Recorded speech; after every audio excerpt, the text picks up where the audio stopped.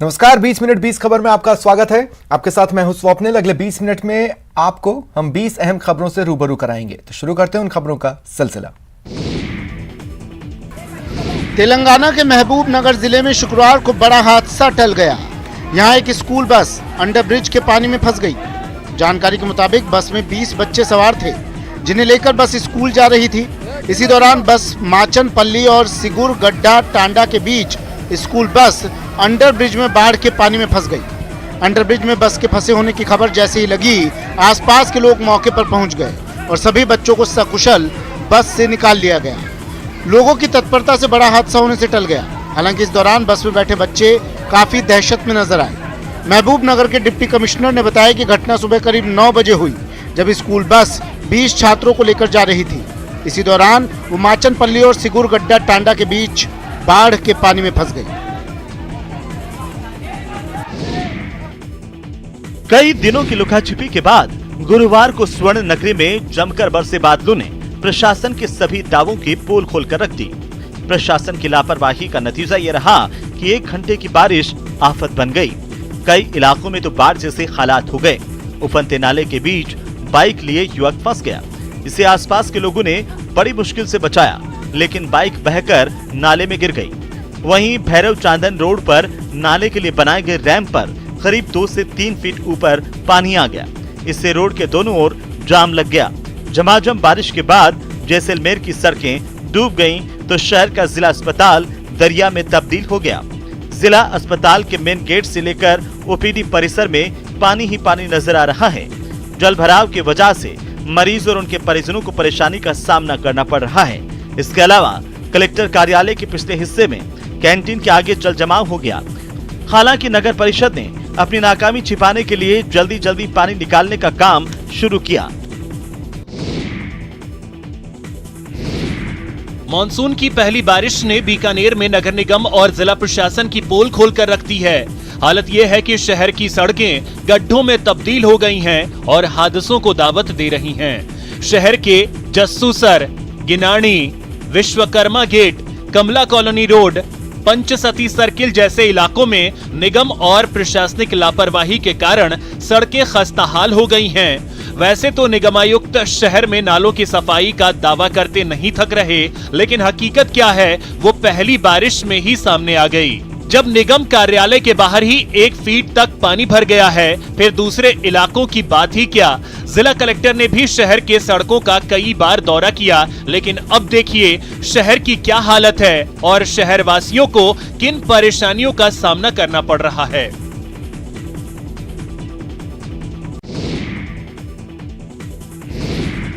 Monsoon की बारिश जहां खेतों के लिए वरदान साबित हो रही है, वहीं बारिश के कारण ग्रामीणों को कई परेशानियों का सामना भी करना पड़ रहा है। बीकानेर के श्री डूंगरगढ़ उपखंड के हेमासर गांव में बारिश के बाद रेलवे अंडरब्रिज में पानी भर गया, जिससे लोगों की आवाजाही का रास्ता पूरी तरह से बंद हो चुका है। इस अंडरब्रिज में 8 से 10 फीट तक पानी भर जाने से लोगों को एक तरफ से दूसरी तरफ जाने के लिए रेलवे लाइन क्रॉस करनी पड़ रही है। बाइक के साथ रेलवे लाइन क्रॉस करना खतरे से खाली नहीं है, लेकिन मजबूर ग्रामीण रेलवे लाइन के ऊपर से बाइक निकाल रहे हैं, क्योंकि आवागमन के लिए सिर्फ यही विकल्प उनके पास है। ग्रामीणों का आरोप है कि ऐसी स्थिति हर साल ही होती है, लेकिन इसका कोई हल नहीं निकल पाया, जबकि इसको लेकर बार बार शिकायत की जा चुकी है। रेलवे ने अंडरब्रिज के दोनों तरफ लाल पर्दा लगाकर लोगों को खतरे से आगाह तो जरूर कर दिया, लेकिन अंडरब्रिज में पानी नहीं भरे, इसके लिए कोई उपाय नहीं किया गया है। झालावाड़ जिले में इन दिनों मॉनसून मेहरबान है। पिछले 2 दिनों से जिले के कई इलाकों में रुक रुक कर बारिश का दौर जारी है, तो वहीं सीमावर्ती मध्य प्रदेश में भी लगातार बारिश का दौर जारी है, जिससे जिले के कालीसिंध नदी में पानी की आवक तेज हुई है। कालीसिंध नदी का जलस्तर लगातार बढ़ने से जल संसाधन विभाग भी अलर्ट हुआ है और कालीसिंध नदी का एक गेट खोलकर 4200 क्यूसेक पानी की निकासी की जा रही है। तो वहीं बीते 24 घंटों में झालावाड़ जिले के बकानी कस्बे में 99 मिलीमीटर बारिश दर्ज की गई। इसके अलावा झालावाड़ जिला मुख्यालय पर 16 मिलीमीटर बारिश दर्ज की गई। इस सीजन में जिले में अब तक औसत 238 मिलीमीटर बारिश दर्ज की जा चुकी है। पिछले 2 दिनों से जिले में बारिश का दौर जारी होने से नदी नालों में पानी की खासी आवक हुई है। तो वहीं किसानों ने भी बारिश का दौर शुरू होते ही खेती का काम शुरू कर दिया है।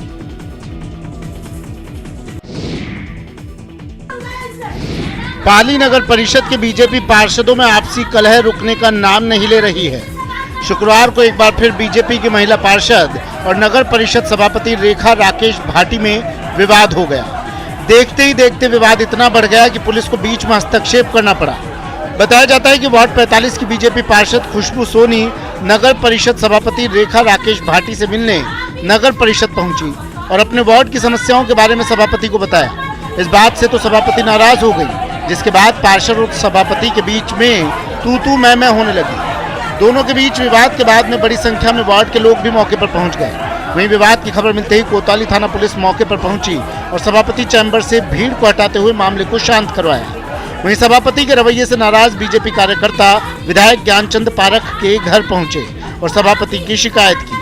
उन्होंने चेतावनी दी कि अगर समय पर वार्ड में काम नहीं हुआ तो वार्ड वासियों के साथ नगर परिषद के बाहर धरने पर बैठेंगे।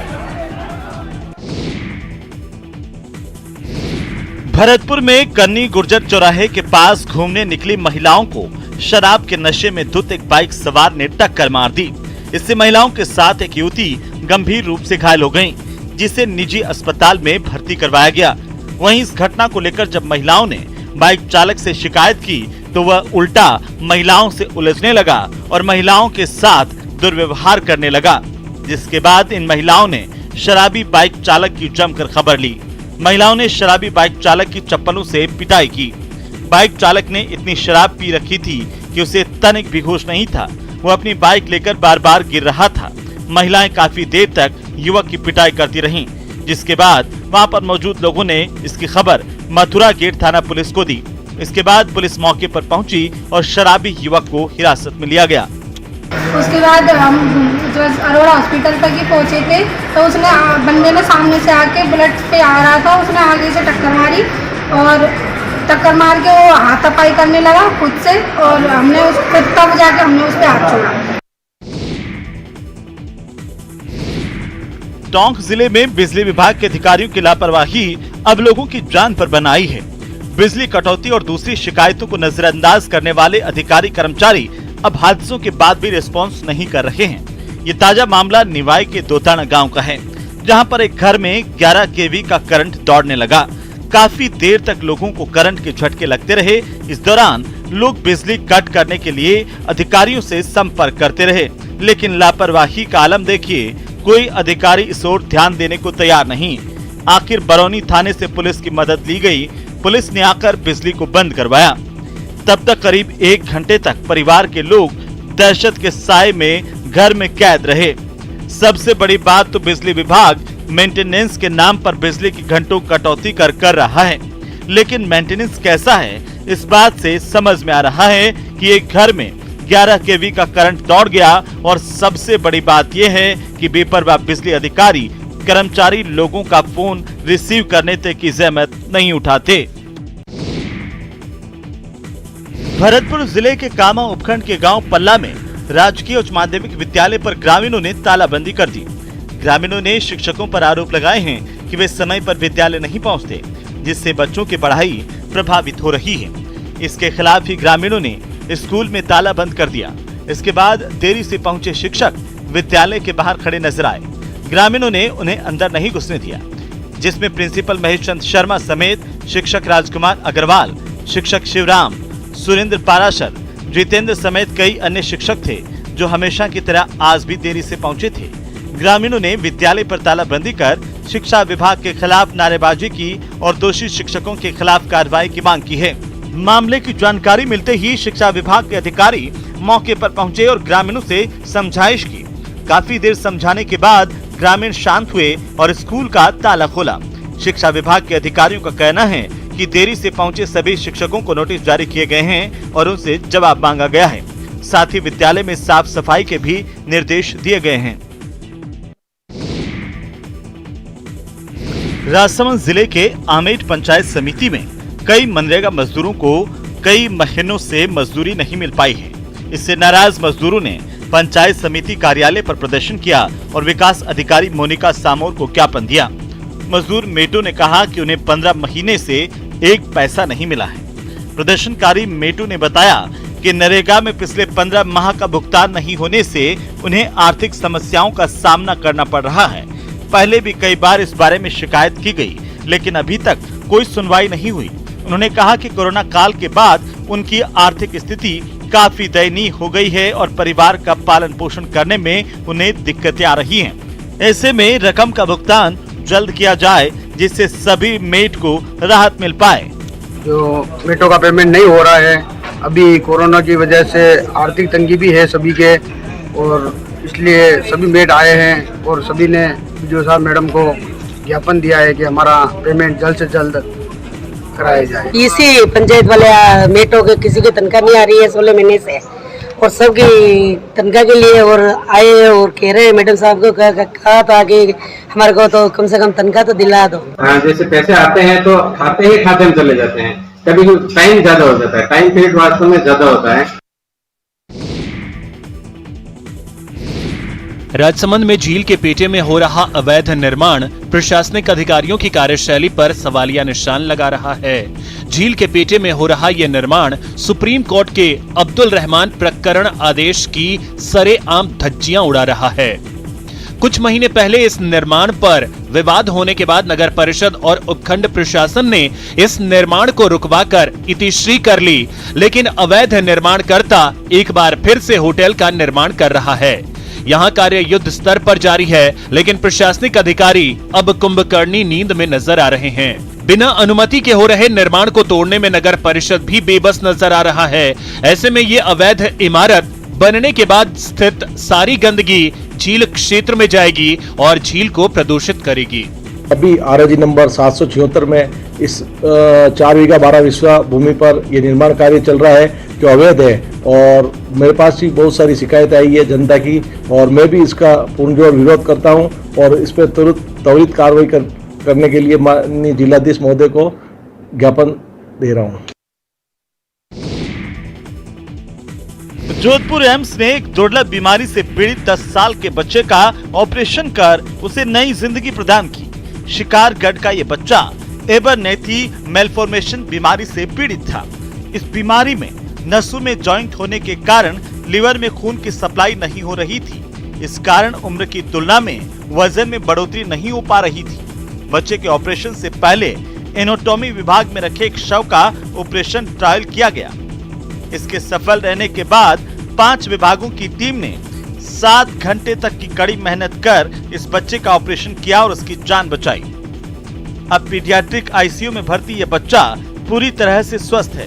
दावा किया जा रहा है कि देश में ये अपनी तरह का पहला मामला है, जिसमें city based surgeons, anaesthesia, intervention radiology और हमारा पीडियाट्रिक सर्जरी डिपार्टमेंट मिलके करीब 8 घंटे में ये ऑपरेशन को कामयाब ऑपरेशन हुआ, और वो जो फिस्टुला था, जो कनेक्शन था, उसको डिस्कनेक्ट किया गया और बच्चा अब 48 घंटे तक आईसीयू में था, लेकिन अब खा पी रहा है, घूम रहा है और डिस्चार्ज होने की कगार पे है। जयपुर में ज्यादातर जाम रहने वाले जेएलएन मार्ग पर अब ओटीएस चौराहे को सिग्नल फ्री जंक्शन बनाया जाएगा। इसके लिए जेडीए यहां पर 600 मीटर से 1 किलोमीटर लंबा 4 लेन स्टील केबल स्टेड ओवरब्रिज बनाने की तैयारी कर रहा है। साथ ही 2 क्लोवर लीफ बनाने की तैयारी की जा रही है। इसके लिए डिजाइन बनाने का काम जारी है। डिजाइन बनाने के बाद टेंडर जारी किए जाएंगे। संभावना है कि अगले 2-3 महीने में काम शुरू हो सकता है। ये जयपुर का पहला स्टील केबल स्टेड ब्रिज होगा। जेडीए कमिश्नर रवि जैन ने बताया कि सिग्नल फ्री जंक्शन के तहत ओटीएस पर काम कराया जाएगा। जेएलएन मार्ग पर ट्रैफिक का सबसे ज्यादा दबाव इसी चौराहे पर रहता है। यहाँ पर गाड़ियों की संख्या इतनी ज्यादा रहती है कि 2 लाइट होने के बाद ही जंक्शन को क्रॉस करने का नंबर आता है। इस पूरे प्रोजेक्ट पर 150 करोड़ रुपए की लागत का अनुमान है।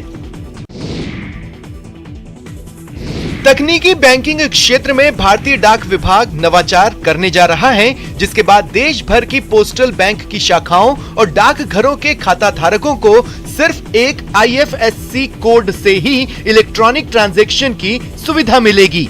अभी तक सभी प्रकार के राष्ट्रीयकृत बैंक और निजी बैंकों के अलग अलग बैंक शाखाओं के IFSC कोड अलग अलग होते हैं, लेकिन अब अपने खाता धारकों को पैसा ट्रांसफर करने के लिए एक ही IFSC कोड उपलब्ध कराने वाला डाक विभाग पहला बैंकिंग सिस्टम होगा।